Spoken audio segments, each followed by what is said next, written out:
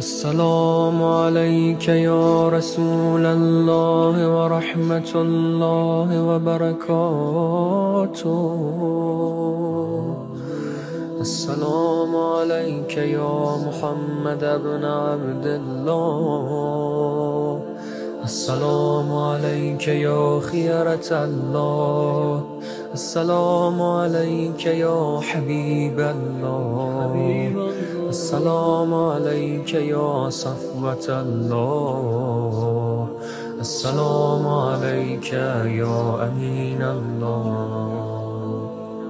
أشهد أنك رسول الله، وأشهد أنك محمد بن عبد الله، وأشهد أنك قد نصحت لأمتك وجاهدت في سبيل ربك وعبدته حتى أتاك اليقين. فجزاك الله يا رسول الله أفضل ما جزى نبيا عن أمته. اللهم صل على محمد وآل محمد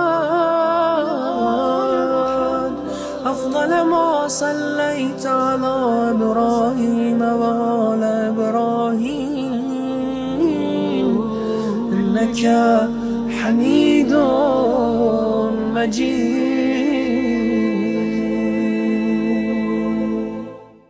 Bismillahirrahmanirrahim. Alhamdulillah rabbil alamin. Assalamualaikum ayuhan nabi wa rahmatullahi wabarakatuh. Assalamu alayna wa ala ibadillahi salihin. Assalamualaikum jami'an warahmatullahi wabarakatuh. Asyhadu an la ilaha illallah wahdahu la syarikalah wa asyhadu anna sayyidina Muhammadan abduhu wa rasuluhu la nabiyya ba'dah. Allahumma shalli wa sallim wa barik ala sayyidina Muhammad wa ali sayyidina Muhammad wa ajil farajahu. Kunuzul hikmah, saudara, kali ini ingin menyampaikan perumpamaan tentang Islam dan iman sebagaimana disampaikan oleh Syekh Saduq rahmatullah alaih, seorang ulama besar, dalam buku Al-Hidayah yang beliau tulis menjelaskan kepada kita perbedaan Islam dan iman, dan beliau mendasarkan kepada ayat Al-Quran. A'udzubillahi minasyaitonirrajim. Qalatil a'rabu amanna qul lam tu'minu walakin qulu aslamna.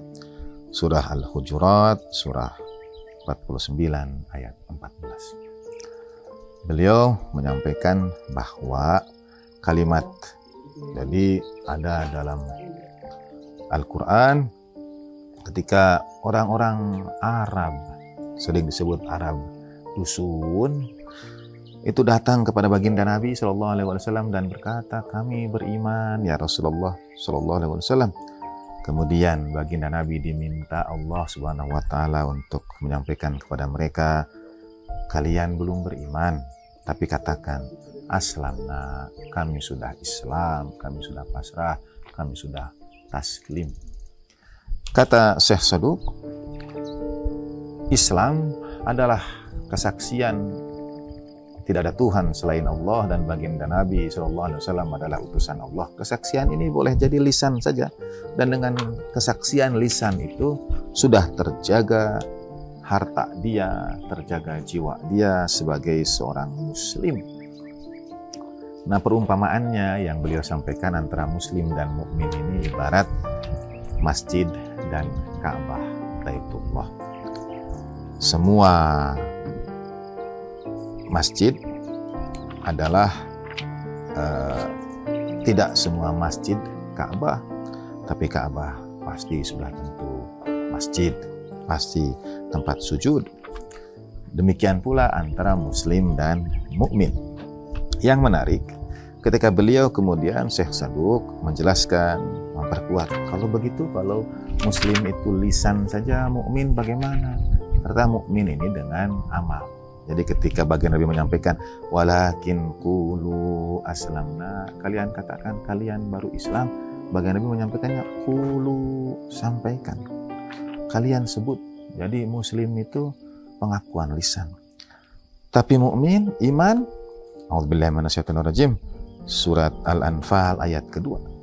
Innamal mu'minuna alladzina idza dzukirallahu wajilat qulubuhum. Jadi mukmin adalah amal, muslim qulu adalah lisan.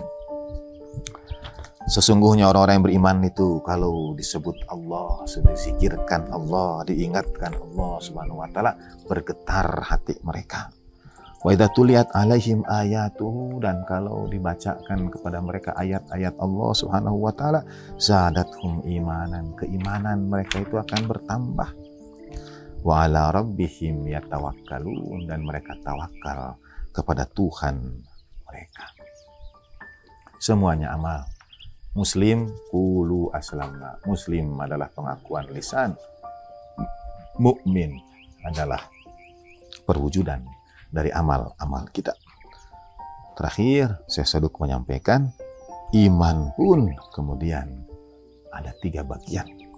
Ada iman yang taklidi, iman yang mengikut-ikut saja. Kemudian ada iman yang istidlali, iman yang berdasarkan dalil, pencarian, dan keyakinan. Dan yang ketiga adalah iman yang hakiki, iman yang diperoleh dan ia mewujud, mengubah hakikat kita. Keimanan semestinya mengubah hakikat kita, mengubah diri kita. Upaya kita ini dengan amal mudah-mudahan dapat mengubah diri kita menjadi hakikat yang lebih dan lebih tinggi lagi tingkat keimanannya. Semoga. Wassalamualaikum warahmatullahi wabarakatuh. Alhamdulillahirabbil alamin. Walakum minkum. Wa ma taufiqi illa billah. Alaihi tawakkaltu wa ilaihi unib. Wassalamualaikum warahmatullahi wabarakatuh.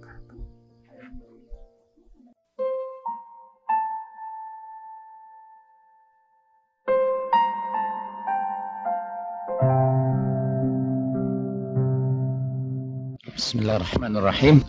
Assalamualaikum warahmatullahi wabarakatuh.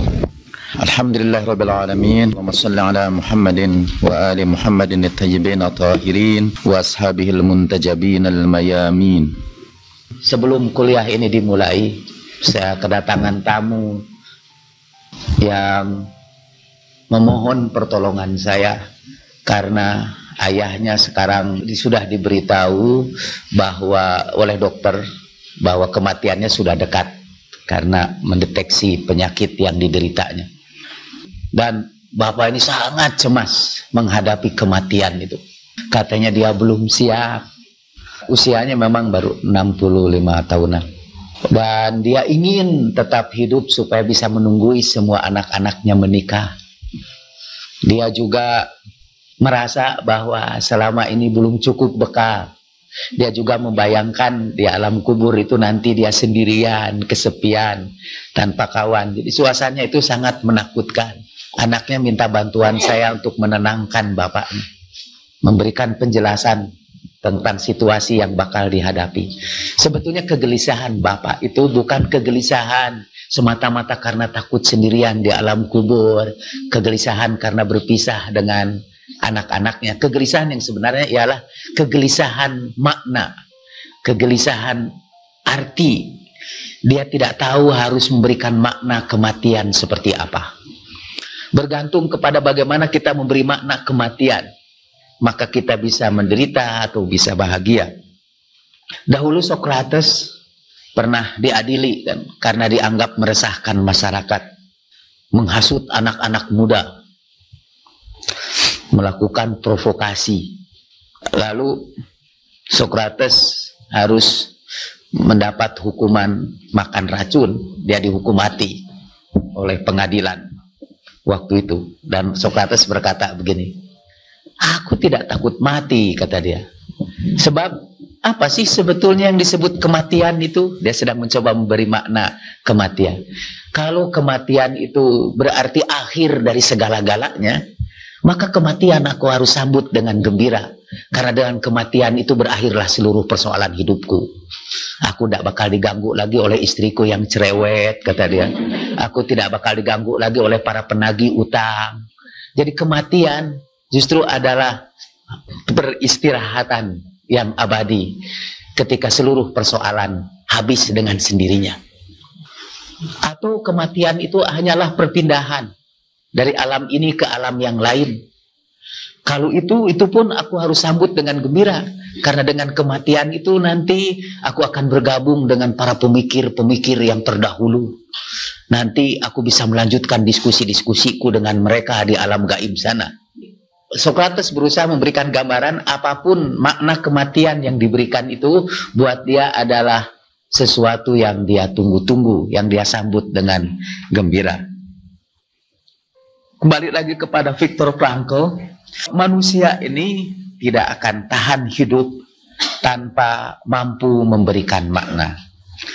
Dan yang kita sebut kecerdasan spiritual yang kita bicarakan di sini adalah kemampuan untuk memberi makna itu. Bukan IQ itu yang memberikan makna ke dalam hidup kita ini. IQ itu hanya mampu memberikan kepada kita jawaban terhadap persoalan-persoalan logis, ya, persoalan-persoalan rasional.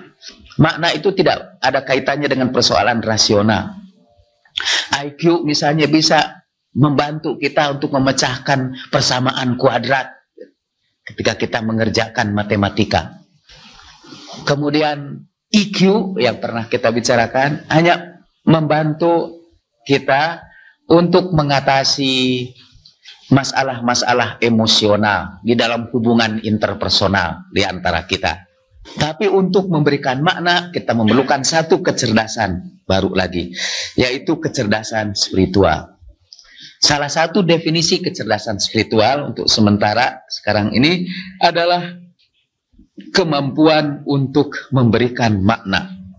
Ketika kita memberikan makna kepada berbagai kejadian, makna kita ini bisa bagus, bisa jelek, bisa tinggi nilainya, atau bisa rendah nilainya, bergantung kepada tingkat kecerdasan spiritual kita.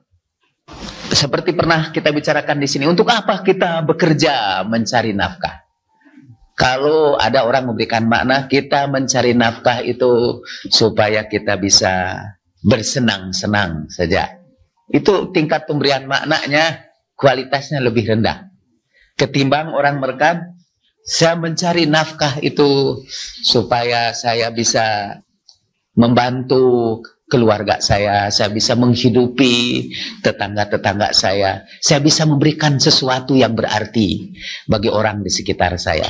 Dia memberikan makna jauh lebih tinggi daripada kawan kita yang satu lagi. Yang dimaksud dengan kecerdasan spiritual adalah keinginan kita untuk memberikan makna atau untuk menunjukkan arah kemana kita ini akan pergi.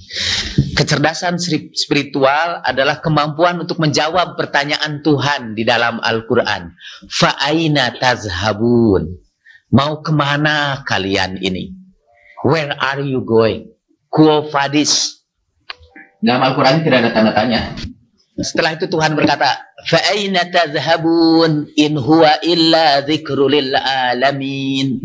Faman sya'a minkum ayyastaqim. Mau kemana kalian ini? Dalam perjalanan hidup itu sebetulnya tujuan kalian itu apa? Mau kemana kalian ini? Mau berangkat kemana? Pada waktu wukuf di Arafah kemarin itu saya ajak orang untuk berhenti sebentar di Arafah. Berhenti itu dalam bahasa Arabnya wukuf.